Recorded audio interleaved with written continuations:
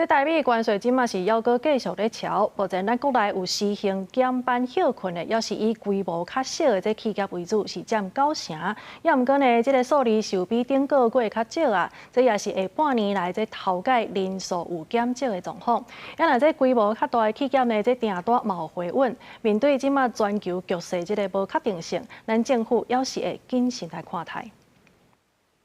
伫咧 APEC 会议结束了后，业界拢真关注台美关税谈判的进度。行政院副院长陈立文表示，谈判已经有进展，达成共识了后，就会进入总结会商来达成贸易协议。根据劳动部初三上新的统计，受景气影响减班休困的拢总455间企业，总人数是8331人，比顶个月公告阁减少212人，这也是下半年来头改人数有减少。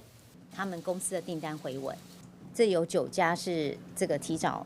早终止，那当然不止机械设备制造业，另外金属制品制造业其实也有提早终止的状况。劳动部指出，目前为实行减班休困的，也是以规模较小企业为主，是占9成，50人以上的都有418间。面对全球的局势，劳动部表示，目前订单回稳的企业，集中伫咧规模较大的，也是会用谨慎的态度来面对。也那全国产业总工会是表示，目前台美谈判已经到一个坎站，伊认为针对未来可能会受到上大冲击的汽车产业，政府应当赶紧就劳资政3方来进行风险评估，也有应对。